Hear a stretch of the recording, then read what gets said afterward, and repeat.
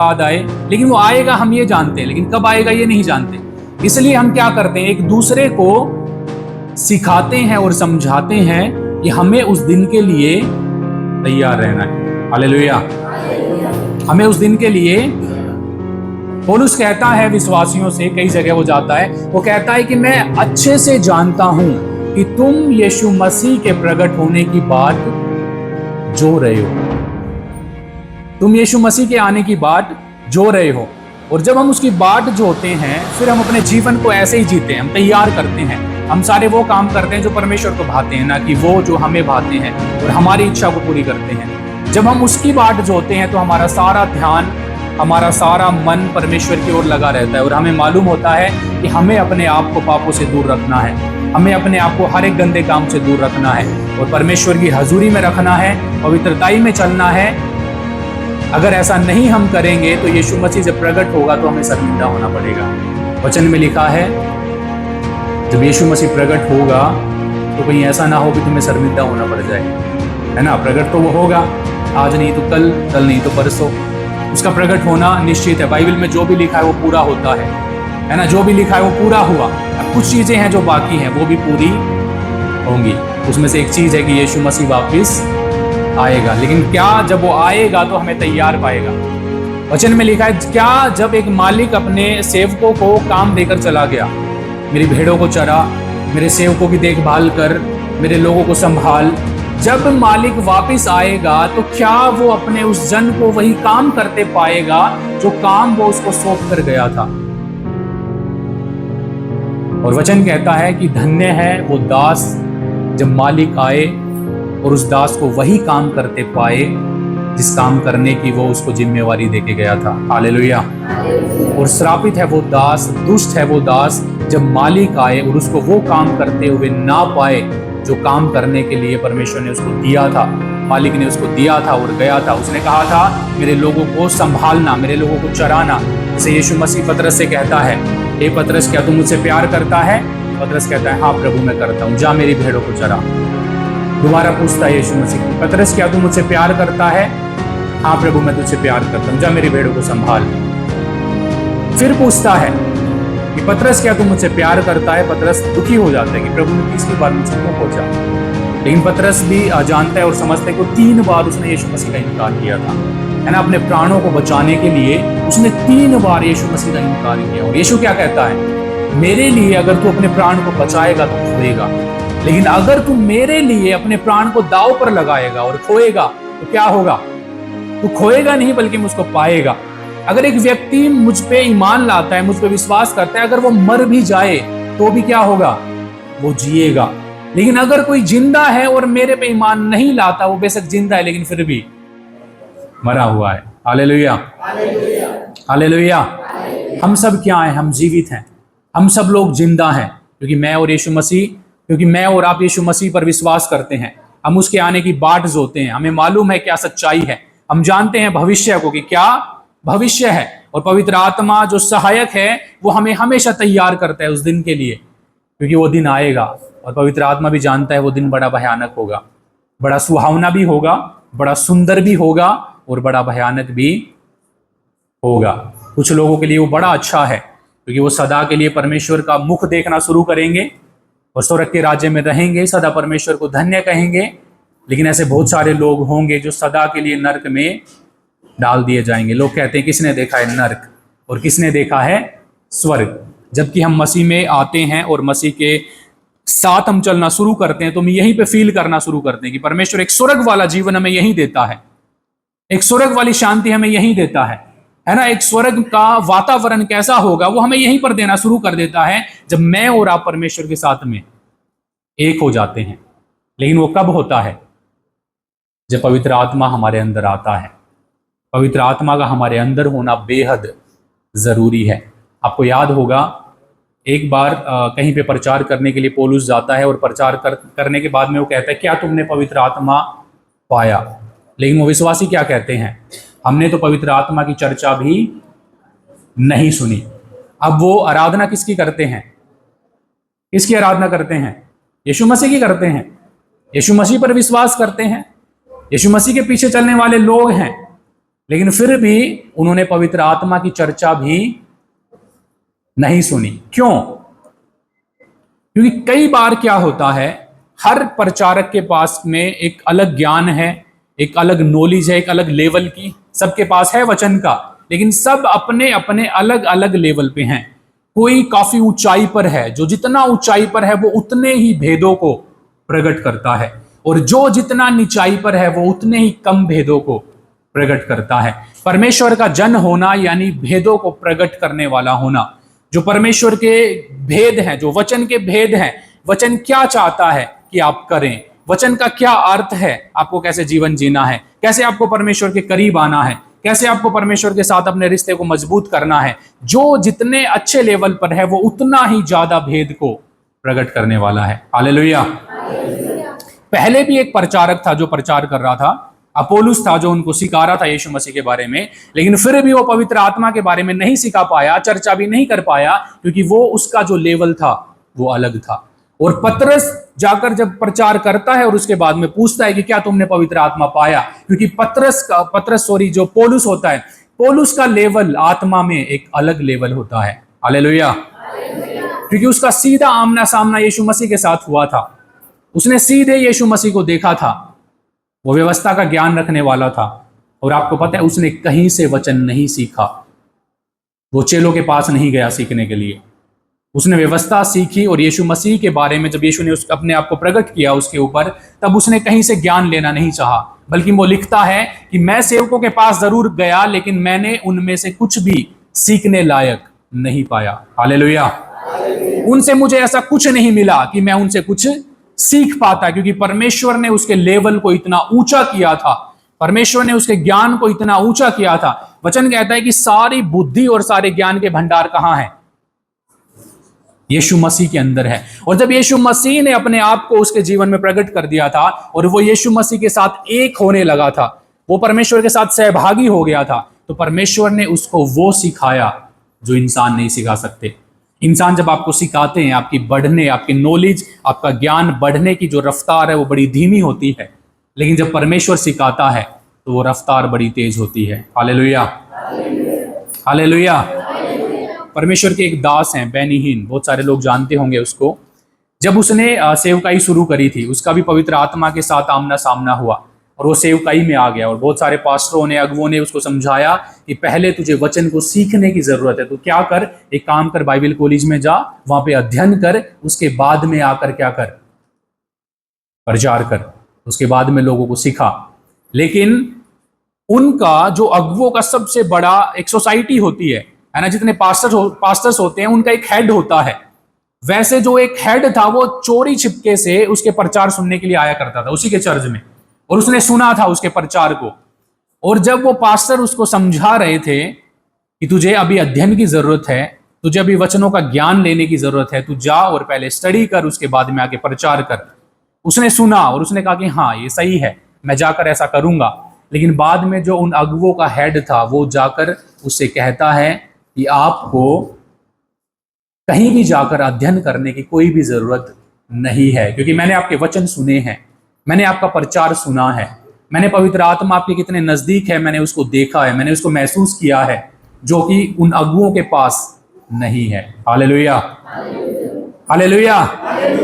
हमारा ज्ञान कितना है ये इस पर निर्भर नहीं करता कि हमने कितनी बाइबल स्टडी करी, बल्कि इस पर निर्भर करता है कि हम कितने परमेश्वर के करीब गए। यीशु मसीह हमें कितना बसता है। यीशु कहता है कि अगर मैं तुम में, तुम मुझ में बसे रहो तो तुम फल लाओगे, लेकिन मुझसे अलग होकर याद करो, जान लो तुम कुछ भी नहीं हो। मुझसे अलग होकर तुम कुछ भी नहीं कर सकते हो। ज्यादा ज्ञानवान होना अपने लिए एक बाउंड्री बनाना है। परमेश्वर कभी उनको इस्तेमाल नहीं करता जो अपने आप को समझते कि मैं बड़ा बुद्धिमान हूं, मैं बड़ा ज्ञानवान हूं। परमेश्वर कभी उनको इस्तेमाल नहीं करता। परमेश्वर किनको इस्तेमाल करता है? जो कहते हैं कि मैं अज्ञानी हूं, जो कहते हैं कि मैं नालायक हूं, जो कहते हैं कि मैं किसी योग्य नहीं। क्योंकि वचन में लिखा है परमेश्वर ने बुद्धिमानों को नहीं निर्बुद्धियों को चुना। इसलिए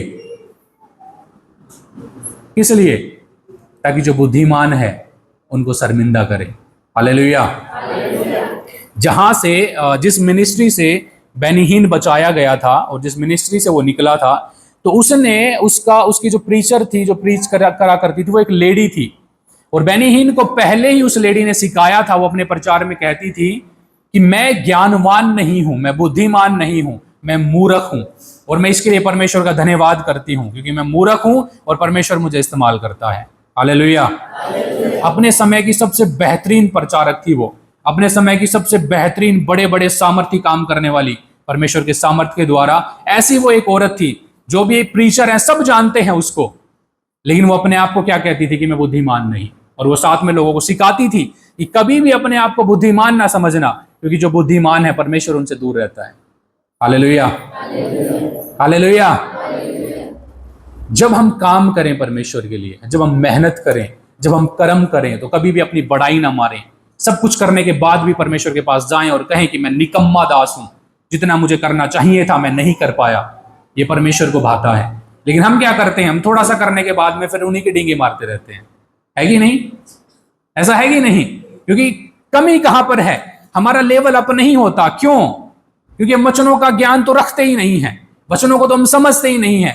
बहुत सारे लोग हैं, इवन बहुत सारे प्रीचर हैं, वचन का सिर्फ एक पहलू उठाएंगे और अपने जीवन में उनको पाप करना है उसका इस्तेमाल करेंगे, है ना। कुछ लोग जो व्यभिचार में थोड़ा थोड़ा होते हैं, वो लोग क्या कहते हैं, यीशु मसीह व्यभिचारियों से प्यार करता है।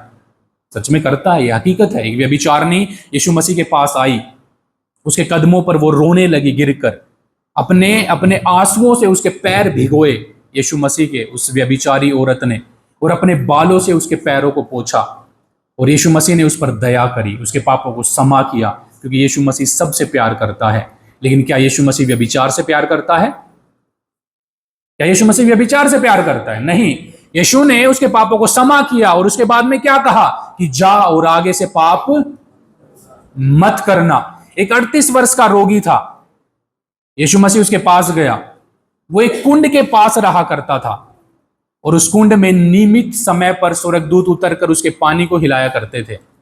और जैसे ही पानी हिलता था, जो पहला व्यक्ति उस कुंड में उतरता था वो चंगा हो जाता था। चाहे उसकी कोई भी बीमारी हो, कोई भी समस्या हो, चाहे कैंसर हो, चाहे कोढ़ हो, चाहे लहू बहने की बीमारी हो, चाहे कैसा भी रोग क्यों ना हो, जब स्वर्गदूत उस पानी को हिलाते थे और जो पहला व्यक्ति उतरता था वो चंगा हो जाता था। एक व्यक्ति जो 38 वर्ष से रोगी है, वो वहीं पर पड़ा है इस बात में कि एक दिन मैं सबसे पहले उसमें जंप लगाऊंगा और मैं चंगा हो जाऊंगा।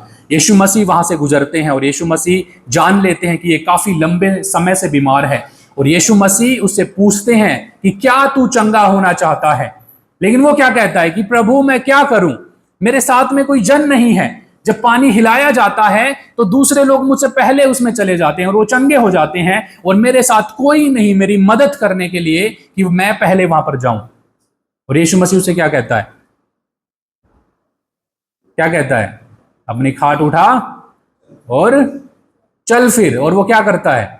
तुरंत अपनी खाट को उठाता है और चलने फिरने लग जाता है। वो सबत का दिन था, और सबत के दिन जो यहूदी लोग थे वो कोई भी काम नहीं करते, वो उसको पवित्र दिन मानते हैं, विश्राम दिन मानते हैं, और उसमें कोई भी काम, मेहनत का काम नहीं किया जाता। और जब वो धर्म गुरुओं ने देखा तो उसे कहते हैं कि तूने ये खाट क्यों उठा रखी है, तेरे लिए ये करना उचित नहीं, क्योंकि आज का सबत का दिन है। और वो कहते हैं कि जिस व्यक्ति ने मुझे चंगा किया उसी व्यक्ति ने मुझसे कहा कि अपनी खाट उठा और चल फिर।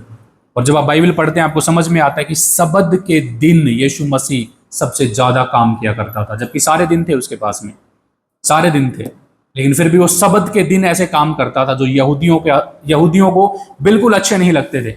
वो जिस भी लंगड़े को चंगा करता वो कहता कि उठ खड़ा हो, चादर है तो चादर उठा के चल फिर, खाट है तो खाट उठा के चल फिर, है ना, जिस भी चीज में तू है उसको उठा और चल फिर। अब क्यों यीशु मसीह सबत के दिन ही चमत्कार करता है? हालेलुया। क्यों करता है? क्यों करता है? क्या कभी हमने सोचा, कभी हमने समझा? है ना, वचन में बड़े गुप्त भेद हैं, एक एक वचन के पीछे एक आपको भेद मिलेगा। आप जितनी गहराई में जाएंगे आपको भेद मिलेगा, लेकिन वो भेद प्रकट सिर्फ तभी होता है जब आप परमेश्वर के साथ अच्छे रिश्तों में होते हो, जब आप परमेश्वर के पीछे भाग रहे होते हो, अपना ध्यान, अपना दिमाग धन दौलत से हटाकर, चंगाइयों से, बरकतों से हटाकर यीशु मसीह के पीछे आप भाग रहे होते हो, तब जाकर परमेश्वर आपको ऐसा ज्ञान देता है जो पहले आपके पास में नहीं था। हालेलुया। सबत के दिन प्रभु यीशु मसीह चंगा करता है। विश्राम दिन, अगर आप पुराने नियम के अनुसार देखें, आप विश्राम दिन में कोई काम नहीं कर सकते, आप जॉब पर नहीं जा सकते, किसी प्रकार का काम आप नहीं कर सकते, मेहनत नहीं कर सकते हो। आपको सिर्फ क्या करना है? विश्राम करना है। और ये परमेश्वर का आदर और सम्मान है। लेकिन क्या हम करते हैं? क्या हम करते हैं? मैं भी कई बार चर्च खत्म होने के बाद ड्यूटी चला जाता हूं। तो क्या ये परमेश्वर का आदर है? आप सोचें, हमें समझने वाली चीजें हैं। आत्मा जब बात करती है तो सबसे पहले वो हमसे बात करती है। मैं जब भी प्रीच करता हूं, सबसे पहले आत्मा मुझे बोलती है कि क्या तू ये करता है? क्या तू यहां पर स्टैंड लेता है? क्या तेरे अंदर ये चीजें हैं? उसके बाद में मुझे नहीं पता आप में से कितने लोगों से वो बात करती है, लेकिन सबसे पहले वो मुझसे बात करती है और मुझसे पूछती है। जैसे कुछ समय पहले परमेश्वर ने मुझसे पूछा कि क्या तू मेरा आदर मान करता है? मैं प्रचार करता हूं लेकिन फिर जाकर काम में लग जाता हूं। क्या ये परमेश्वर को भाता है? क्या ये परमेश्वर को भाता है? आज भी आप देखेंगे इजराइल में यहूदी जो लोग हैं वो आज भी कोई काम नहीं करते, कोई काम नहीं करते विश्राम दिन में, सिर्फ विश्राम करते हैं। उनकी पूरी मार्केट बंद रहती है, उनके सारे काम बंद रहते हैं, कोई जॉब पे नहीं जाना, कुछ नहीं करना, सब रेस्ट करते हैं, विश्राम करते हैं, क्योंकि वो परमेश्वर का आदर मान करते हैं। हालेलुया। एक समय था जब वो रोमी लोगों के अधीन थे। और रोमी लोग कैसे थे? 7 दिन काम करने वाले, है ना? 7 दिन काम करने वाले, बड़ी मेहनत करने वाले। लेकिन उस समय भी जो यहूदी लोग हैं वो विश्राम दिन को मानते हैं, क्योंकि वो जानते हैं कि ये परमेश्वर का आदर है। आज आप देखो, क्या रोमी लोग उन पे राज्य करते हैं? कहीं आपको रोमी साम्राज्य दिखता है? लेकिन यहूदी लोग वैसे के वैसे दिखते हैं, और पहले से ज्यादा मजबूत, पहले से ज्यादा बुद्धिमान, पहले से ज्यादा ज्ञानवान। आज भी मिसालें दी जाती हैं इजरायली लोगों की कि भाई वो अलग ही लोग हैं, उनके पास अलग ही एक सेना है, अलग ही लेवल का सारा सिस्टम है उनका, अलग ही लेवल का ज्ञान है, अलग ही लेवल की बुद्धि है, अलग ही लेवल का परमेश्वर है, अलग ही लेवल के वो लोग हैं। आज भी वो दूसरों से अलग गिने जाते हैं। हालेलुया। क्यों? क्योंकि वो परमेश्वर का आदर मान करते हैं, क्योंकि वो परमेश्वर की इज्जत करते हैं, वचन में लिखे हुए को वो पूरा करते हैं। जो वचन में लिखा है उसको वो मानते हैं, और जो लिखे हुए को मानता है उसके ऊपर वो चीजें प्रकट होती हैं जो इसमें लिखी भी नहीं। Hallelujah, hallelujah. लिखा सारा चीजें होता है, लेकिन क्लियरली नहीं लिखा होता। उसके लिए आपको मेहनत करनी पड़ती है, आपको ज्ञान बढ़ाना पड़ता है, समझ बढ़ानी पड़ती है, अपने आप को बुद्धिमान बनाना पड़ता है, और इसमें आपका पूरा पूरा रोल है। अगर आप मेहनत नहीं करेंगे, आप परमेश्वर आपको सिर्फ बुद्धिमान नहीं बना सकता। आप सोचे सिर्फ परमेश्वर ही मुझे ज्ञानवान बना दे, परमेश्वर ही मुझे धनवान बना दे, परमेश्वर ही मुझे बलवान बना दे, तो सिर्फ परमेश्वर से नहीं हो सकता। आपको भी उसके साथ मिलकर काम करना पड़ेगा। जब आप और परमेश्वर एक हो जाएंगे, जैसे यीशु कहता है कि मैं तुम में और तुम मुझ में, जब हम एक हो जाएंगे तो क्या होगा? तुम्हारी मेहनत कम और फल ज्यादा। लेकिन अगर मैं और तुम एक नहीं है तो क्या होगा? तुम्हारी मेहनत ज्यादा लेकिन फल कम। एक बच्चा 4 घंटे पढ़ेगा लेकिन फिर भी वो अच्छी परसेंटेज नहीं निकाल पाएगा। लेकिन एक व्यक्ति, एक बच्चा जो परमेश्वर के भय में चलेगा, वो सिर्फ 1 घंटे पढ़ेगा लेकिन फिर भी बेहतरीन रिजल्ट लाएगा। क्यों? परमेश्वर को आदर देना सबसे पहले स्थान पर रखोगे तो परमेश्वर भी आपको आदर देगा। मैंने पिछले संडे आपको सिखाया था, अपने बच्चों को सिखाओ परमेश्वर का आदर करना, क्योंकि अगर आप सिखाओगे तो दुनिया आपके बच्चों का आदर करेगी। हालेलुया। हर व्यक्ति आपके बच्चों का आदर करेंगे अगर आपका बच्चा परमेश्वर का आदर करता है। लेकिन अगर आपका बेटा परमेश्वर का आदर नहीं करता तो क्या होगा? सत्यानाश हो जाएगा, वो खत्म हो जाएगा। सच में उसका जीवन इतनी बदतर उसमें जाएगा, हालत में आप इमेजिन भी नहीं कर सकते। और मैं ये क्यों कहता हूं आपको? मैं ये इसलिए कहता हूं क्योंकि मेरी और आपकी आशीष से दूसरों से बहुत ज्यादा है, मेरी और आपकी आशीष से दूसरों से बहुत बड़ी है। मेरी और आपकी आशा, हमारा विश्वास दूसरों से बहुत ज्यादा है, कई गुना ज्यादा है। इसलिए मेरे और आपकी घटती भी दूसरों से कई गुना ज्यादा होगी। हालेलुया। क्या आप चाहेंगे आप अपने बच्चों को घटती में देखना? क्या आप चाहेंगे? क्या आप चाहेंगे आपके बच्चों का दूसरे लोग निरादर करें और आप अपनी आंखों से देखें? आप चाहेंगे क्या देखना आपके बच्चे का जीवन आपके सामने नष्ट हो जाए? लेकिन अगर मैं और आप उसको परमेश्वर का भय ना सिखाएं तो फिर हम देखते हैं उन चीजों को और हम रोते हैं कि परमेश्वर ऐसा क्यों, परमेश्वर ऐसा क्यों है। हमें मेहनत करनी पड़ती है अपने बच्चों के ऊपर, हमें मेहनत करनी पड़ती है अपने परिवार के ऊपर, हमें मेहनत करनी पड़ती है कलीसिया के ऊपर, ताकि हम उनको परमेश्वर के साथ लेके चल सकें। जहां हम काम नहीं करेंगे वहां काम नहीं होगा, जहां हम काम करेंगे वही काम होगा। अगर आप एक कस्सी उठा लो, आप यहां पर गड्ढा खोदो और प्रार्थना करो, प्रभु एक जगह गड्ढा खोद रहा हूं, 4 जगह अपने आप ही गड्ढा खुद जाए, क्या हो पाएगा वैसा? क्या होगा वैसा? कभी नहीं होगा वैसा। लेकिन परमेश्वर आपको सामर्थ्य दे सकता है। आपकी क्षमता एक काम करने की है, लेकिन परमेश्वर आपको सामर्थ्य देगा कि आप 4 काम कर सकें। यह परमेश्वर करेगा। लेकिन कभी ऐसा नहीं हो सकता कि आप एक जगह काम करें और परमेश्वर से कहें परमेश्वर बाकी 9 जगह अपने आप ही काम हो जाए। ऐसा कभी नहीं होगा। अगर आप चाहते हैं कि आपके बच्चे बेहतरीन बने, अच्छा भविष्य हो उनके पास में, तो आपको अपने बच्चों के ऊपर काम करना पड़ेगा। आप चाहते हैं आपकी पत्नी अच्छी दासी हो परमेश्वर की, आपको अपनी पत्नी पे काम करना पड़ेगा। आप चाहते हैं कि आपका पति अच्छा सेवक बने, अच्छा परमेश्वर का जन बने, पत्नी को काम करना पड़ेगा अपने पति के लिए, तभी जाकर वो होगा। अगर आप नहीं करेंगे नहीं होगा। और वो सिर्फ प्रार्थना में बैठकर नहीं हो सकता, वो सिर्फ उपवास करके नहीं हो सकता। आपको उनको सिखाना भी पड़ता है, समझाना भी पड़ता है, सारी चीजों में एक साथ लेकर चलना पड़ता है। उनको बताना पड़ता है अगर तू ये करेगा तो ये होगा, अगर तू ये करेगा तो ये होगा। जैसे परमेश्वर कहता है अगर मेरी आज्ञाओं को मानोगे तो सारी आशीष तुम्हारी, और अगर मेरी आज्ञाओं को नहीं मानोगे तो ये सारे श्राप तुम्हारे। Hallelujah, hallelujah. तुम हमेशा बढ़ती के लिए बुलाए गए, लेकिन अगर परमेश्वर की आज्ञाओं से बाहर चले जाओ तो वो बढ़ती बहुत ही ज्यादा घटती होगी। वचन कहता है कि अगर तुम्हारी आंख निर्मल है तो तुम्हारा सारा शरीर उजियाला हो जाएगा, लेकिन अगर तुम्हारी आंख में अंधेरा है तो सोचो तो तुम्हारी जिंदगी में जो अंधकार होगा वो कितना बड़ा होगा, बहुत ज्यादा बड़ा। तुम पृथ्वी के नमक हो, नमक का स्वाद चला गया तो वो किस काम का? किस काम का? कभी कंपेयर मत करो अपने आप को दूसरों से, कभी कंपेयर मत करो अपने बच्चों को दूसरे बच्चों से। वो सिंगल पीस होते हैं, मैं एक अलग हूं, है ना। मैं कभी अपने आप को कंपेयर नहीं करता दूसरों से। पहले मैं करता था और हमेशा दुखी होता था, हमेशा मेरा मन कच्चा ही होता था। लेकिन एक समय आया जब परमेश्वर ने मुझे समझाया कि तू एक अलग पीस है, अपने आप को कभी किसी से कंपेयर मत कर, चाहे कोई कितना भी बेहतरीन क्यों ना हो। तू अलग है, उसका एक अलग लेवल, तेरा एक अलग लेवल। तू सबसे बेहतर है, तू बेहतर के लिए बुलाया गया है। अगर तू मेरे साथ रहे तो मैं तुझे वो जीवन दूंगा जो तू अपनी मेहनत से कभी नहीं पा सकता। इसलिए कभी कभी कंपेयर मत करो, ना अपने आप को करो ना अपने बच्चों को करो। अगर आप ऐसे करेंगे, अगर आपके बच्चों ने कंपेयर करना शुरू कर दिया तो सोचो आपका क्या हाल होगा फिर। Hallelujah, hallelujah. लेकिन बच्चे शर्म करते हैं, लेकिन कुछ होते हैं जब उन पे ज्यादा दबाव पड़ता है तो उनको शर्म से बाहर आना पड़ता है। लेकिन आप खुद सोचें, जितना हम अपने बच्चों को करते हैं, हम बच्चों को बोलते हैं देख उस बच्चे को देख, उस बेटी को देख। अगर आपका बच्चा बोलने लग जाए कि पापा आप उस व्यक्ति को देखो, वो व्यक्ति कितनी आशीषों में है, आप क्यों नहीं हो उतने में।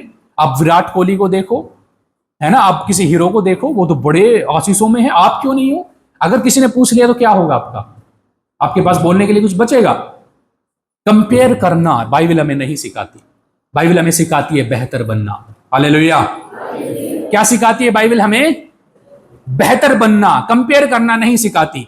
अगर हम परमेश्वर के साथ वफादारी में चलेंगे हम सबसे बेहतर होंगे, सारी आशीषें हमारी होंगी। लेकिन याद रखना, आशीषें एक दम से नहीं आती, ऊंचाइयों पे जाना एक दम से नहीं हो जाता, है ना, ज्यादा बढ़ जाना एक दम से नहीं हो जाता। स्टेप बाय स्टेप परमेश्वर आपको परखता है, आपको जांचता है। जैसे इस वचन में लिखा कि यहोवा परमेश्वर धर्मी को क्या करता है? जांचता है, उसको परखता है। उसको परखेगा फिर उसको बढ़ाएगा, उसको परखेगा उसको फिर बढ़ाएगा, उसको फिर परखेगा और उसको फिर बढ़ाएगा। और जब तक वो परख में ईमानदार पाया जाएगा तब तक परमेश्वर उसको बढ़ाता रहेगा। Hallelujah, hallelujah. अपने बच्चों का आदर करना चाहिए, है ना। अगर आप नहीं करेंगे आपके बच्चे आपका कभी आदर नहीं करेंगे। आप चाहे कितने भी बड़े सेवक क्यों ना हो, आप चाहे कितने भी ज्यादा प्रार्थना करने वाले क्यों ना हो। मैंने देखा है अपने ही भवन में ऐसे ऐसे आप में से बैठे लोग हैं जिनकी प्रार्थना बहुत अच्छी है, जिनके उपवास करने बहुत अच्छे हैं, लेकिन फिर भी उनका परिवार अच्छा नहीं, है ना। हम बेशक यहाँ पे कम लोग, लेकिन फिर भी हम में ऐसे लोग हैं। क्यों? हमारा परिवार नहीं बदला, हमारे बच्चे नहीं बदले, जबकि हम इतनी प्रार्थना करने वाले हैं, हम इतनी फास्टिंग करने वाले हैं, लेकिन वो नहीं बदले। क्यों? क्योंकि आप एक जगह गड्ढा खोद रहे हो और प्रार्थना कर रहे हो प्रभु बाकी 4 जगह अपने आप खुद जाए। वो कभी नहीं होगा, ऐसा कभी नहीं होता। जहां पे आप चाहते हैं प्रभु काम करे, आपको वहां पर खड़ा होना पड़ता है और काम करना पड़ता है, तब जाकर वहां पर काम होते हैं। अगर आप अपने बच्चों पे काम नहीं करेंगे, आप चाहे कितने भी परमेश्वर के अभिषिक्त क्यों ना हो जाए, आप चाहे कितने भी परमेश्वर से दान वरदान क्यों ना पाले, लेकिन फिर भी आपके बच्चे नाश हो जाएंगे अगर आपने उन पे काम नहीं किया। ये सच है, ये सच्चाई है। ऐसे बहुत सारे पास्टर हैं, अगर मैं आपको गिनवाने लग जाऊं, बहुत सारे गिना सकता हूं मैं आपको, जो पास्टर थे, बहुत अच्छे लेवल के दास थे, बड़े अच्छे सेवक थे परमेश्वर के, आत्मा का वरदान, चंगाई का वरदान, बहुत सारे वरदान उनके जीवनों के द्वारा लाखों लोगों ने उद्धार पाया है, लेकिन फिर भी उनके बच्चे नाश हो गए, क्योंकि उन्होंने अपने बच्चों पे कभी काम नहीं किया, अपनी पत्नी पर कभी काम नहीं किया। पत्नी बहुत ज्यादा अच्छी हो जाती है, वो पति पर काम नहीं करती, प्रभु पे छोड़ देती है, एक दिन अपने आप हो जाएगा। मैं एक बार एक जन को सुन रहा था, एक प्रचारक था जो बता रहा था, वो प्रचार में बताता है कि बिली ग्राम को हम सब जानते हैं, हर एक प्रचारक जानता है। बिली ग्राम बहुत अच्छे प्रचारक थे, सबसे बेहतरीन प्रचारकों में वो गिने जाते हैं। परमेश्वर के लिए उन्होंने बहुत सारी आत्माओं को जीता है। जब वो प्रचार करते थे, हजारों लोग अपना जीवन देते थे परमेश्वर को। हालांकि उसकी सभाओं में चंगाइयां नहीं करते थे, वो बड़ी बड़ी बातें नहीं बोलते थे, वो सिर्फ यीशु मसीह के बारे में बताते थे, सुसमाचार सुनाया करते थे, मरने के बाद क्या होगा बताया करते थे, तुम्हारा जीवन क्या है बताया करते थे, अगर यीशु तुम्हारी जिंदगी में है तो तुम्हारी लाइफ कैसी होगी, और अगर नहीं है तो कैसी होगी, बताया करते थे। और जब वो प्रचार करते थे, हजारों लोग अपना जीवन देते थे। वो बताते हैं, वो बड़े इतने अच्छे लेवल पे परमेश्वर उनको लेके गया, जबकि वो साधारण, उसका जो पिता था वो एक साधारण सा व्यक्ति था, जो भैंसों को रखा करता था और उनके दूध को बेचा करता था, और उससे उनका घर बार चला करता था। यानी एक छोटी सी फैमिली से वो बाहर निकलते हैं, लेकिन जब वो परमेश्वर का काम करना शुरू करते हैं, परमेश्वर का ज्ञान बढ़ाना शुरू करते हैं, तो परमेश्वर उनको इतनी इज्जत और मान सम्मान दिलाता है। जैसे वचन कहता है ना कि परमेश्वर मिट्टी पर से उठाता है, धूरे पर से उठाता है और अपनी प्रजा के प्रधानों के संग बैठने के लायक बनाता है। वो इतना परमेश्वर ने उसको बढ़ाया था कि अमेरिका में जब राष्ट्रपति बनता था, वो शपथ लेता था, वहां पर भी उसकी प्रार्थना के द्वारा ही शपथ ली जाती थी। एक बार वो बात कर रहा था राष्ट्रपति से फोन पर, और उसका बच्चा आता है, छोटा सा उसका बेटा था, और बेटा आता है कि पापा मेरी गाड़ी टूट गई, अब मेरी गाड़ी जोड़ दो। आप सोच के देखें, प्रधानमंत्री को छोड़ो, अगर आप किसी अच्छे उच्च लेवल के बंदे से बात कर रहे हो और आपका बच्चा आ जाए, पापा मेरी गाड़ी जोड़ना, आप क्या करोगे? इतने कान पे लगाऊंगा, चल पीछे चल, बाद में आना, तुझे पता नहीं कितने इंपॉर्टेंट आदमी से मैं बात कर रहा हूं, कितनी इंपॉर्टेंट कॉल है ये, है ना? करेंगे कि नहीं ऐसा? मैंने देखा है ऐसे करते हुए लोगों को, अपनी आंखों से देखा है मैंने, है ना? अपने बच्चे अपने होते हैं, अब दूसरों के बच्चों से हम सब प्यार करते हैं क्योंकि हम सब फैमिली हैं, लेकिन कभी भी हम अपने बच्चों का स्थान दूसरों को नहीं दे सकते। अगर आप देंगे, आप अपने बच्चों के अंदर क्या डाल रहे हैं आपको पता भी नहीं है, आप इमेजिन भी नहीं कर सकते कि आप क्या उनके अंदर डाल रहे हैं, और जब वो बाहर निकलेगा तब आप रोओगे। सच में ये हकीकत है। आज क्यों आप देखते हो वृद्धाश्रम में दुनिया भर के लोग हैं, है ना? क्योंकि जब वो क्या डाल देते हैं माता पिता अपने बच्चों के अंदर, उनको पता नहीं होता। लेकिन हम जो बाइबल को पढ़ने वाले हैं, परमेश्वर का ज्ञान रखने वाले हैं, हमें पता है कि हमें क्या डालना है अपने बच्चों के अंदर। और अगर पता होने के बाद भी आप ना डालें और सोचें कि परमेश्वर एक दिन अपने आप ही डाल देगा, जो आप अपने बच्चों के अंदर डाल रहे हो, जब वो फूटेगा एक दिन, तब आप रोएंगे, सच में ही। क्योंकि आज आप जो बोओगे, कल वो आप काटोगे। ऐसा होता है, मैंने देखा है। आप किसी बड़े पद वाले से भी बात करें तो भी बच्चों को ऐसे साइड करते हैं जैसे बच्चे कोई है ही नहीं, है ना? लेकिन उसका सुनकर मुझे बड़ा अच्छा लगा। वो उसको कहता है, राष्ट्रपति को, जो देश का राजा है, उसको कहता है कि आप थोड़ा सा वेट करें, मेरा बेटा आया है, मैं उसकी गाड़ी जोड़ देता हूं, तब मैं आपसे बात करता हूं। फोन साइड में रख के, और अपने बच्चे की गाड़ी जोड़ता है, और उसके बाद में फिर फोन उठाकर बोलता है कि हाँ जी बताइए, आप क्या कह रहे थे? आप सोच रहे हो उसके ज्ञान का लेवल क्या है? आप समझ रहे हो कहां तक परमेश्वर उसको लेकर गया ज्ञान में? इसलिए मैंने आपको शुरुआत में ही बताया कि कुछ जो प्रीचर होते हैं वो बहुत ही लो लेवल के होते हैं, इसलिए उनके जो गुप्त भेदों को जो प्रकट करते हैं वो भी बड़ा लो लेवल का होता है। लेकिन जैसे जैसे इंसान बढ़ता है परमेश्वर में, तब वो गुप्त बातें परमेश्वर प्रकट करता है जो कोई भी नहीं जानता। हालेलुया। और ऐसे लोगों के खिलाफ सबसे ज्यादा लोग खड़े होते हैं, ऐसे लोगों के विरोध में सबसे ज्यादा लोग खड़े होते हैं, क्योंकि वो लोग नहीं, एक्चुअल में उनके पीछे शैतान है। क्योंकि शैतान जानता है ये मसा पाया हुआ व्यक्ति है, ये परमेश्वर का बुलाया हुआ जन है, ये अभिषिक्त जन है, अगर इसका विरोध नहीं कराया गया, इसको रोका नहीं गया, तो ये परमेश्वर के नाम में बड़े काम करेगा। लेकिन जो अभिषिक्त नहीं है, जो बुलाया गया नहीं है जिन कामों के लिए, वो चाहे कितना भी प्रचार करे, वो चाहे कितनी भी सेवकाई करे, शैतान को कोई भी दिक्कत उससे नहीं होती है। Hallelujah, hallelujah. ऐसा होता है। आप वफादारी में चलो, आप ईमानदारी में चलो, आप खरे चलो परमेश्वर के साथ में, आप देखेंगे आपके परिवार आपके विरोध में खड़ा हो जाएगा। वो आपका परिवार नहीं होता, वो शैतान होता है उनके पीछे। आपके परिवार में लोग कमजोर होते हैं, क्योंकि शैतान हमेशा कमजोर को पकड़ता है और पकड़ने के बाद में उन्हें इस्तेमाल करता है। इसलिए वचन कहता है कि कमजोर लोगों का कोई स्थान नहीं है परमेश्वर के राज्य में, डरपोक लोगों का कोई स्थान नहीं है परमेश्वर के राज्य में। तुम बुलाए गए थे कमजोर, लेकिन कमजोर रहने के लिए नहीं, तुम सबसे ताकतवर बनने के लिए बुलाए गए। हालेलुया।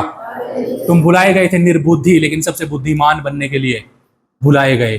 तुम ऐसे आए थे जैसे कुछ भी नहीं, लेकिन परमेश्वर ने तुम्हें इसलिए बुलाया ताकि तुम्हें ऐसा बना दे, जो अपने आप को कुछ समझते हैं कि मैं कुछ हूं, उनको भी शर्म आने लगे।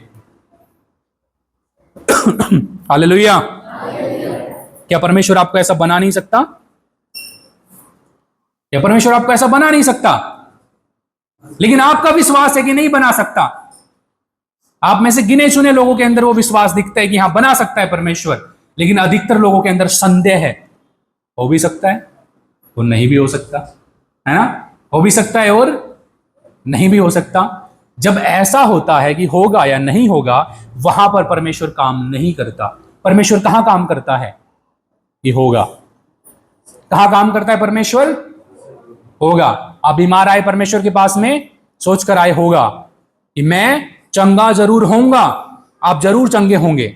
लेकिन अगर आप दो मन लेकर आए हैं कि पता नहीं होगा या नहीं, हो भी सकता है और नहीं भी, परमेश्वर कभी आपकी जिंदगी में काम नहीं करेगा, है ना? लोग कहते हैं जिनके ऊपर चंगाइयों के वरदान होते हैं, ऐसे बहुत सारे लोग कहते हैं कि वो हॉस्पिटल में क्यों नहीं जाते और लोगों को चंगा क्यों नहीं करते वहां पर जाकर। यीशु ने हमें नहीं सिखाया ये। आप यीशु मसीह को जीवन को देखेंगे, यीशु मसीह जब चलता भी था, बीमार उसको दिखते थे, यीशु मसीह क्या करता था? इग्नोर करता था उनको, और इग्नोर करके चल पड़ता था। अंधे व्यक्ति को देखा, इग्नोर करके चल पड़ा। लंगड़े को देखा, इग्नोर करके चल पड़ा। चंगा कब किया यीशु मसीह ने? कब किया? जिनके अंदर ये था पता नहीं होगा या नहीं होगा, वो उसके पीछे नहीं हो लेते थे। क्यों इतनी मेहनत करूं, इतनी भीड़ है, गिरते पड़ते कैसे पहुंचूं, पहुंचने के बाद पता नहीं काम बनेगा भी या नहीं बनेगा, वो लोग नहीं आते थे उसके पीछे। उसके पीछे कौन आता था? जिनको मालूम था होगा, है ना? जिनको मालूम था होगा, वो आते थे और चिल्लाते थे, हे प्रभु यीशु मसीह, हे दाऊद की संतान, हम पर दया कर। और यीशु मसीह इग्नोर करता था, इग्नोर करके उनको चलता था, लेकिन वो फिर चिल्लाते थे, हे प्रभु तू दया कर, हे प्रभु तू दया कर, हे प्रभु तू दया कर। जब यीशु मसीह देख लेता था, हाँ पक्के विश्वास के साथ आया है कि चंगा होकर ही जाऊंगा, तो यीशु मसीह क्या कहता था? बुलाओ इसको मेरे पास में। और यीशु मसीह कहता था, जैसा तेरा विश्वास वैसे तेरे लिए हो जा, और लोग उसी घड़ी चंगे हो जाया करते थे। इसलिए हमारा काम ये नहीं है बीमार को देखा भाई चंगा हो जाए यीशु मसीह के नाम में, नहीं है हमारा ये काम। हमारा काम क्या है? जब विश्वास के साथ लोग आए कि प्रभु मैं तुझ पर ही ईमान करता हूं, मेरा भरोसा तुझ पर है, मैं जीवन तुझे देता हूं, तू जैसा चाहे मैं वैसा जीऊंगा, मैं वैसी जीऊंगी, तू चंगा कर या ना कर, उनके लिए परमेश्वर से कहना कि प्रभु तू इसको चंगा कर, ये हमारा काम है। और क्या परमेश्वर चंगा नहीं करेगा? परमेश्वर चंगा करेगा, क्योंकि वो चंगा करने वाला परमेश्वर है। Hallelujah, hallelujah. वो आशीष देगा, क्योंकि वो आशीष देने वाला परमेश्वर है। वो तुम्हारे लिए हर चीज का बंदोबस्त करेगा, क्योंकि वो बंदोबस्त करने वाला, मुहैया कराने वाला परमेश्वर है। वो तुम्हारे लिए लड़ेगा तुम्हारे आगे चलकर, क्योंकि वो तुम्हारी लड़ाई को लड़ने वाला परमेश्वर है। लेकिन ईमान लाओ उस पर ऐसा कि प्रभु तू मेरे लिए करेगा, है ना? विश्वास लाओ उस पर ऐसा कि प्रभु तू मेरे लिए करेगा, है ना? चाहे तुम गरीब हो, लेकिन फिर भी ईमान लाओ, प्रभु तू मुझे धनवान बनाएगा। जब परमेश्वर देखेगा इसका पक्का विश्वास है, तुम बन जाओगे। कहां से तुम्हारे लिए रास्ते खुल जाएंगे, कहां से तुम्हारे लिए चीजें आना शुरू हो जाएंगी, तुम्हें पता भी नहीं चलेंगी। तुम्हारा ज्ञान परमेश्वर किस लेवल का बढ़ा देगा कि तुम्हें कहां पर पैसा लगाना है, कहां पर तुम्हें क्या काम करना है, तुम भी सोचोगे ये क्या हो रहा है, जहां भी हाथ डालता हूं वहीं आशीष, जो भी काम कर रहा हूं उसी में आशीष। अगर परमेश्वर आपकी जिंदगी में आ जाए, आप परमेश्वर के साथ एक हो जाएं, तो ये आपकी जिंदगियों में होगा, क्योंकि ये आपके जीवन का हिस्सा है। Hallelujah, hallelujah. लेकिन हम मांगते हैं, हमें नहीं मिलता, सिर्फ इसलिए नहीं कि हम पापी हैं, बल्कि इसलिए कि हमें वचन का ज्ञान नहीं। ऐसे बहुत सारे लोग हैं, कई बार हमें अपने पापों के कारण नहीं मिलता, लेकिन कई बार हम पाप नहीं करते। कई बार हम बहुत अच्छे चलते हैं परमेश्वर में, प्रार्थना भी करते हैं, उपवास भी करते हैं, वचन भी पढ़ते हैं, लेकिन वचन का ज्ञान नहीं। हमें मालूम नहीं मांगना कैसा है, हमें पता ही नहीं है कैसे मांगना है परमेश्वर के सामने जाकर। आपने देखा होगा जब एक बच्चा छोटा सा होता है ना, वो रोता है और उसकी माँ को पता होता है इसको क्या चाहिए, पता होता है कि नहीं, है ना। वो जैसे ही रोएगा, उसके रिएक्शन से, उसके फेस के रिएक्शन से उसकी माँ को पता है कि अब ये पोटी करने वाला है, सुसु करने वाला है, इसको भूख लगी है या इसको कहीं पे दर्द हो रहा है, क्या ये कर रहा है, उसको मालूम होता है। और तुरंत माँ रिएक्ट करती है ना। उसको भूख लगती है, उसको खाना देती है, अगर उसको फ्रेश होना है फ्रेश करवाती है, जो उसकी जरूरत होती है वो पूरा करती है। क्यों? क्योंकि वो समझ लेती है। और वो बच्चा क्या है? छोटा है।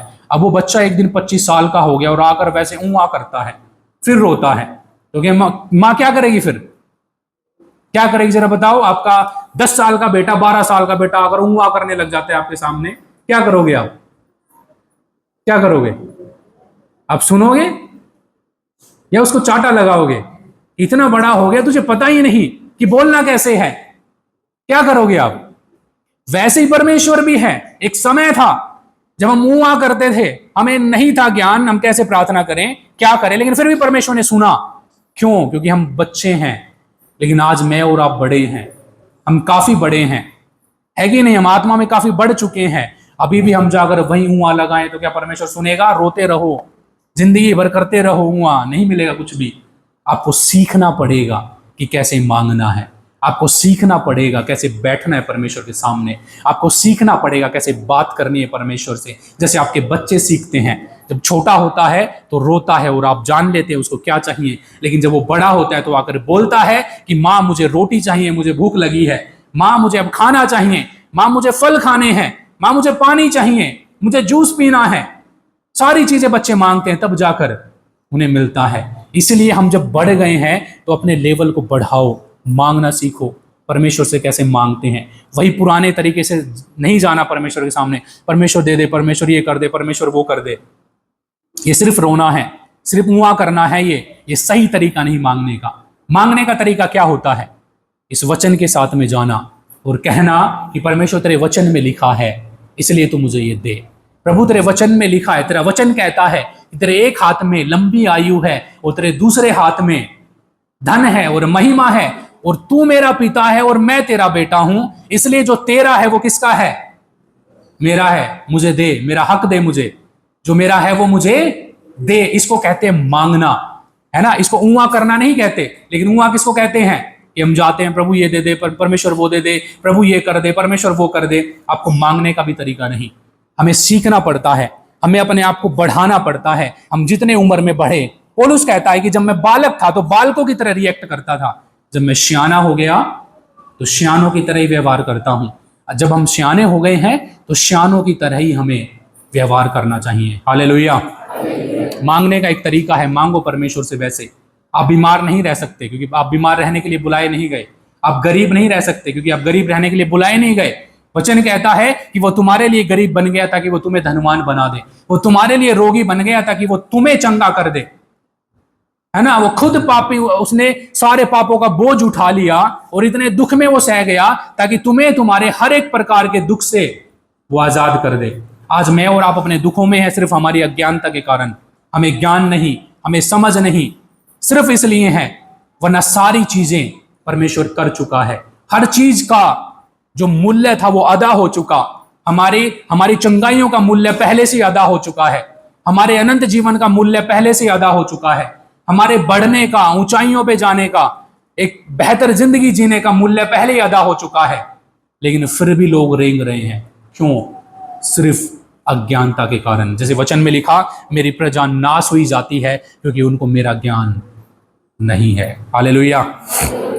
इसलिए मांगो ज्ञान, मांगो बुद्धि परमेश्वर से, क्योंकि वचन में लिखा है अगर किसी को बुद्धि की घटी है तो वो मुझसे मांगे, क्योंकि परमेश्वर बिना उल्हाना दिए देता है। वो आपको बुद्धि देगा और उल्हाना नहीं देगा कि देख तू मूर्ख था, देख तू ये था, देख तू क्या था। नहीं, वो तुम्हें हमेशा कहेगा कि तू बेहतर है, और तुम जितने भी बढ़ जाओगे तब भी परमेश्वर कहेगा तू इससे 100 गुना बेहतर और कर सकता है। इसलिए हमेशा सीखते रहना, हमेशा बढ़ते रहना, ये मसीह जिंदगी है जो वचन हमें सिखाता है, जो बाइबल वाली जिंदगी है कि हमेशा बढ़ते रहना, हमेशा चलते रहना। हम चाहे कितने भी ऊंचाइयों पे क्यों ना चले जाएं, लेकिन फिर भी आप और 100 गुना बेहतर कर सकते हैं। आप चाहे और कितने भी ऊंचे क्यों ना चले जाएं, आप और 100 गुना बेहतर कर सकते हैं, क्योंकि यीशु मसीह अगर तुम्हारे अंदर है, तुम बेहतर करते जाओगे, तुम हमेशा बेहतर करोगे। इसलिए कभी भी अपने आप को सीमित ना करें कि मैंने इतना ज्ञान ले लिया बहुत है। नहीं, आपको रत्ती भर ज्ञान नहीं। इवन मैं अपने बारे में कहूं, मुझे रत्ती भर ज्ञान नहीं, क्योंकि बाइबल के भेद इतने इतने बड़े और इतने गहरे हैं, चाहे मैं इसको 100 बार पढ़ लूं, लेकिन फिर भी सीखने के लिए मेरे पास बहुत कुछ होगा। मैं अपनी पूरी जिंदगी बिता दूं इसको पढ़ते पढ़ते, लेकिन फिर भी मेरे अंतिम पलों में भी, मेरे बुढ़ापे में भी मेरे पास सीखने के लिए इसके अंदर से बहुत सारे भेद होंगे। Hallelujah, hallelujah. क्योंकि इसके अंदर दुनिया भर के भेद हैं, दुनिया भर के सारी चीजें इसके अंदर हैं। जो आप बाहर खोज रहे हैं वो सारी चीजें इसके अंदर हैं। जो आप बाहर ढूंढ रहे हैं वो आपको मिलेगा इसके अंदर। लेकिन अगर आपकी ढूंढने की जगह गलत है तो आप कभी वो पा नहीं सकते जो आप ढूंढ रहे हैं। इसलिए आपको समझना है, अगर परमेश्वर को पाना है, परमेश्वर को खोजना है, परमेश्वर में एक होना है, तो इस वचन से बाहर होकर नहीं, इसके अंदर आपको ढूंढना पड़ेगा कि परमेश्वर कहाँ है, मेरी आशीषें कहाँ है, मेरी चंगाई कहाँ है, मेरा छुटकारा कहाँ है। वो इस वचन से बाहर नहीं, वो इस वचन के अंदर ही है। इसलिए इस वचन में ढूंढो मेरी चंगाई कहाँ है। वचन में साफ लिखा है कि परमेश्वर अपने वचन को भेजकर चंगा करता है। परमेश्वर अपने वचनों को भेजता है और चंगा करता है। परमेश्वर अपने वचनों को भेजता है और मार्गदर्शन करता है। परमेश्वर अपने वचनों को भेजता है और आने वाली विपत्तियों को पहले से प्रकट कर देता है। परमेश्वर अपने वचनों को भेजता है और तुम्हारा भविष्य पहले ही बताता है कि तुम्हें किस दिशा में चलना पड़ेगा। लेकिन फिर भी ये हम पर ही निर्भर करता है कि हम कैसे चलें, हम उसकी सुने या ना सुने। वो कभी जोर जबरदस्ती नहीं करेगा कि मानो मेरी, करो मेरी। वो सिर्फ आपको बोलेगा और समझाएगा, लेकिन चुनाव मेरे और आपके ही हाथ में होगा। Hallelujah, hallelujah. ये वचन हमें सिखाता है परमेश्वर पर भरोसा करना। और मैं इसमें सिर्फ एक वचन पढ़ना चाहूंगा जो लिखा है कि यहोवा धर्मी को परखता है, परंतु वह उनसे जो दुष्ट हैं और उपद्रव से प्रीति रखते हैं अपनी आत्मा में घृणा करता है। मैं फिर से पढ़ूंगा, ध्यान से सुने। लिखा, यहोवा धर्मी को परखता है, परंतु वह उनसे जो दुष्ट हैं और उपद्रव से प्रीति रखते हैं अपनी आत्मा में घृणा करता है ना। समस्याएं आएंगी, हम चाहे कितने भी धर्मी क्यों ना हो जाएं, क्योंकि यहोवा परमेश्वर धर्मी जन को परखता है। वो जब जब आपके लेवल को अप करेगा, वो आपको परखेगा, वो आपको जांचेगा और जांचने के बाद में आपको बढ़ाएगा। लेकिन एक दुष्ट से वो अपनी आत्मा में घृणा करता है। अब धर्मी कौन है? कौन है धर्मी? कौन है धर्मी? विश्वास करना और उसके लिखे हुए वचन को मानना। और वचन क्या कहता है? किसी को भूखा देखो तो क्या करो? क्या करो? उसको ये बताओ, देख मेरे पास कितना है खाने के लिए, मैं चाहूं तो तेरे जैसे 10 को खिला सकता हूं। ये बताने के लिए आप ये करेंगे, ये धर्म के काम है। अगर आप किसी को नंगा देखो या फटे कपड़े में देखो और आप दिखाओ, देख मेरे पास ब्रांडेड शर्ट है, ब्रांडेड पैंट है और अपनी हालत देख, क्या ये एक धर्मी जन है? मेरे पास देख कितना बड़ा घर है, कितना अच्छा घर है, सब कुछ है मेरे पास, लेकिन तेरे पास नहीं क्योंकि तू यीशु मसीह को नहीं मानता। क्या ये धर्मी जन है? क्या ये धर्मी जन है? मैं और आप अगर वचन को ना माने तो यकीन मानो हम कभी वो नहीं पा पाएंगे जो परमेश्वर देना चाहता है। और तुमने जो पाया है वो रत्ती भर है, सिर्फ रत्ती भर, बिल्कुल ना के बराबर। जो तुम्हें पाना है वो बहुत बड़ा है। चाहे तुम कितने भी धनवान हो, कितने भी ज्ञानवान हो, बुद्धिमान हो, लेकिन फिर भी तुम्हारे पास जो है वो रत्ती भर है। और जो तुम्हें पाना है वो बहुत बड़ा है। लेकिन अगर तुम्हारे काम धर्म के ना हो, तुम नहीं पाओगे। जब किसी को नंगा देखो तो क्या करो? कपड़े पहनाओ उसको, चाहे तुम्हारे पास 2 भी हो, एक जोड़ी कपड़ा दे दो उसे। अगर किसी को भूखा देखो, तुम्हारे पास चाहे 2 रोटी हो, 1 रोटी खिलाओ उसको। ये धर्म के काम है। जब किसी को समस्या में देखो, उसकी हेल्प करो, उसकी मदद करो। किसी को जेल खाने में देखे मिलने जाओ, किसी को बीमारियों में देखो, जाओ उनकी सुधि लो और जितना बन पड़ता है करो, क्योंकि अंत के दिनों में पूछेगा यीशु कि मैं भूखा था तो तूने बताया कि देख तेरे पास इतना है, मैं भूखा था और तूने मुझे बताया देख मेरे पास इतना है लेकिन मुझे खिलाया नहीं, है ना। मैं नंगा था, तूने बताया देख मेरे पास इतना है लेकिन तूने मुझे पहनाया नहीं, कहेगा यीशु मसीह और पूछेगा। और उस दिन को कोई टाल नहीं सकता, वो दिन आएगा, है ना। मैं भी उस दिन की बाट जो रहा हूं, आप भी जो रहे हैं, और हर एक वो व्यक्ति जो यीशु से प्यार करता है उस दिन की बाट जो रहा है। अगर हम नहीं जो रहे तो पता नहीं हम कौन से धर्मी हैं और कौन से विश्वासी हैं और कौन से प्रीचर हैं और कौन से लोग हैं, पता ही नहीं, है ना। आप में से कितने लोग हैं जो उसकी बाट जोते हैं? कितने लोग हैं? सच बताना ईमानदारी से, जो आपके अंदर रहे और आपको मालूम हो कि मैं एक बाट जो रहा हूं अपने परमेश्वर की। और आप में से कितने लोगों को लगता है कि अगर वो आज शाम को भी आ जाए तो मैं उसके साथ जाऊंगा और जाऊंगी? बहुत सारे लोगों को नहीं लगता, बहुत सारे लोगों को नहीं लगता, लेकिन मुझे लगता है कि मैं जाऊंगा।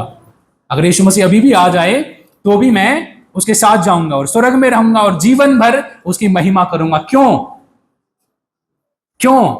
मैंने आपको बताया था पहले, मैं बस ये बोल के समाप्त करता हूं कि क्यों अब मेरे अंदर ये कॉन्फिडेंस रहता है और कोई भी इस कॉन्फिडेंस को मुझसे छीन नहीं सकता, चाहे कोई भी क्यों ना हो, इवन स्वर्गदूत भी उतर आए वो भी नहीं। क्यों? क्योंकि वचन कहता है तुम अपने कर्मों के बल पर नहीं बल्कि अनुग्रह से जीवन पाओगे। अगर मैं ये मानूं कि मेरे कर्म के बल पे, तो कॉन्फिडेंस बिल्कुल नहीं है, मेरा भी गायब हो जाएगा अभी। लेकिन क्यों है वो? क्योंकि मुझे मालूम है यीशु ने मेरे लिए लहू बहाया है, यीशु मेरे लिए स्वर्ग छोड़कर आया है ना। मेरे लिए वो मारा गया है, मेरे लिए वो गाड़ा गया है और मेरे लिए वो मुर्दों में से तीसरे दिन जी उठा है और स्वर्ग में गया है और वो मुझे ही लेने आ रहा है और अपने अनुग्रह से वो मुझे लेने आ रहा है। तो मैं क्यों नहीं जाऊंगा?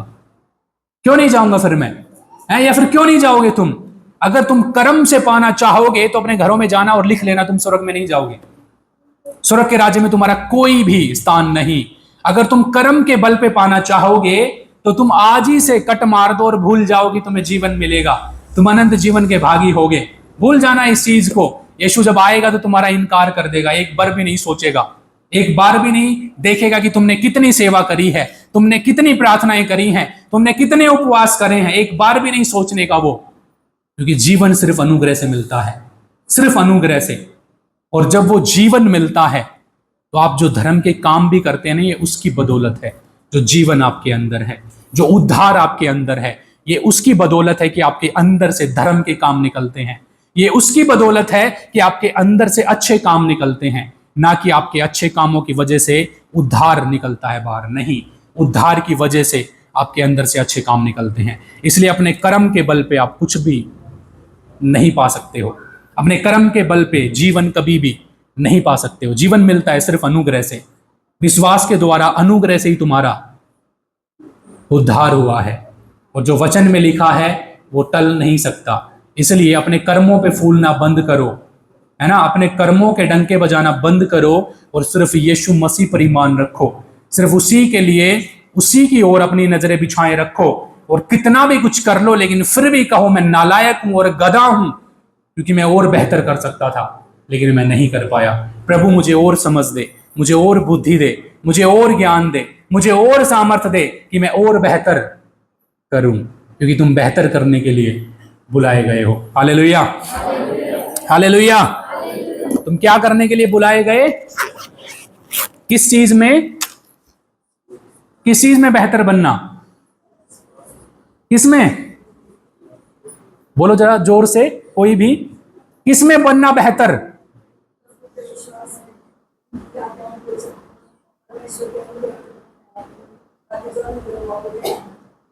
इससे भी अलग, जिसमें आपको बेहतर बनना है, आपको एक बेहतर मां बनना है ना। आप विश्वासी तो आप बाद में बनेंगे बेहतर, आपको एक बेहतर क्या बनना है? मां बनना है।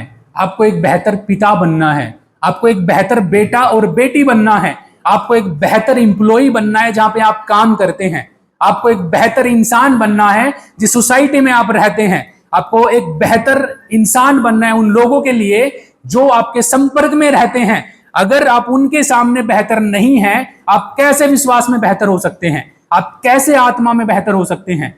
जो अपने परिवार का बंदोबस्त करना नहीं जानता वो परमेश्वर का काम भी नहीं कर सकता। वचन में लिखा है साफ कि वो अपने घर का अच्छे से बंदोबस्त करने वाला हो। जो अपने परिवार को ना चला सकता वो परमेश्वर का काम कैसे करेगा? कैसे करेगा? जो अपने पड़ोसियों से प्यार नहीं कर सकता वो अपने परमेश्वर से प्यार कैसे करेगा? जो अपने भाई से प्यार नहीं कर सकता वो अपने पड़ोसी से प्यार नहीं कर सकता, अपने बच्चों से नहीं कर सकता, अपनी पत्नी से नहीं कर सकता, अपने पति से नहीं कर सकती, वो परमेश्वर से कैसे प्यार कर सकते हैं और कर सकती हैं?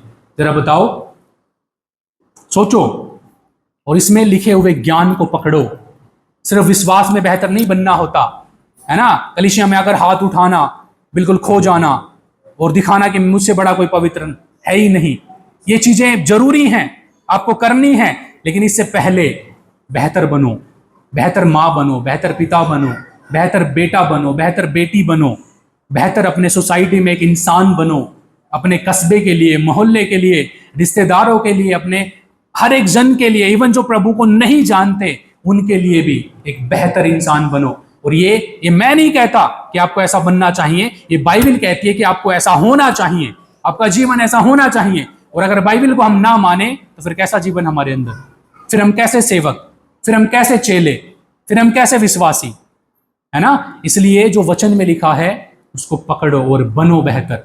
एक बेहतर माँ बनो, एक बेहतर पिता बनो, एक बेहतर बेटा और बेटी बनो। अपने बच्चों के दुश्मन मत बनो, है ना? वो गलत कर रहे हैं लेकिन फिर भी कोई बात नहीं, मेरा बेटा सुधर जाएगा, मेरा बेटा एक दिन ठीक हो जाएगा, मैं प्रार्थना करूंगी और 1 घंटे करती हूँ, 2 घंटे करूंगी, मेरा बेटा अपने आप सुधर जाएगा।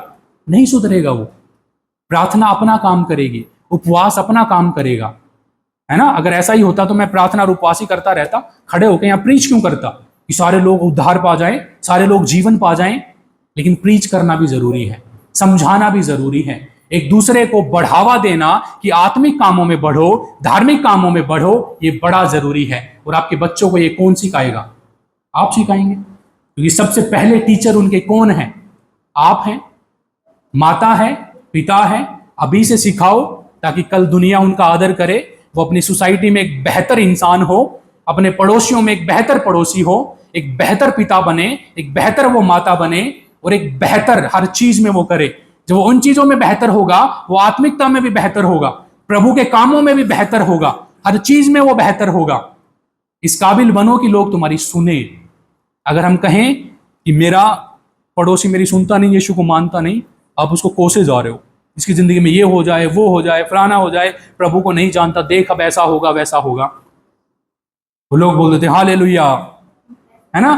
कि पड़ोसी का कुछ हो गया, भाई वो गलत बोल रहा था ना यीशु मसीह के बारे में, उसका एक्सीडेंट हो गया परसों, हालेलुया, होना ही था उसके साथ तो ऐसा। हालेलुया का मतलब क्या है? क्या है हालेलुया का मतलब? परमेश्वर की स्तुति हो, यहोवा की स्तुति हो, यीशु मसीह की स्तुति हो, तारीफ हो। उस बेचारे का पैर टूट गया और आप क्या कह रहे हो? प्रभु की तारीफ हो। सोचो जरा, है ना? हमें बेहतर बनना पड़ेगा ज्ञान में, समझ में, परिवार में, जहां भी हम रहते हैं, अपनी जॉब में, कहीं भी क्यों ना हो, बेहतर बनना पड़ेगा। क्योंकि तुम बेहतर बनने के लिए बुलाए गए हो। जिस काम के लिए तुम बुलाए गए, यकीन मानो तुम उसे कर सकते हो और बड़ी आसानी से कर सकते हो। उसके लिए सिर्फ आपको यीशु मसीह की मदद की जरूरत है। इसलिए उसे मांगे कि प्रभु मेरी मदद कर। सुबह उठते हो, प्रार्थना करो, प्रभु मेरी मदद कर, मैं पूरा दिन तेरी इच्छा के अनुसार जीऊं। ऑफिस में जाते हो, प्रार्थना करो, प्रभु मेरी मदद कर, मैं यहाँ पर एक अच्छा जीवन जीऊं, इनके लिए एक उदाहरण बनूं। जहां भी जाते हो, प्रार्थना करो, प्रभु मेरी मदद कर, प्रभु मदद कर, प्रभु मदद कर, प्रभु मदद कर। आपको हमेशा मदद की जरूरत है और आखिरी सांस तक रहेगी, जब तक आप सो नहीं जाते परमेश्वर में। कभी मत सोचे मैं सक्षम हो गया। हमेशा हमें मदद की जरूरत है, हम चाहे कितने भी बढ़ जाएं। इसलिए प्रार्थना करो और बेहतर बनो हर चीज में। परमेश्वर हम सबको आशीष करें वचनों के द्वारा।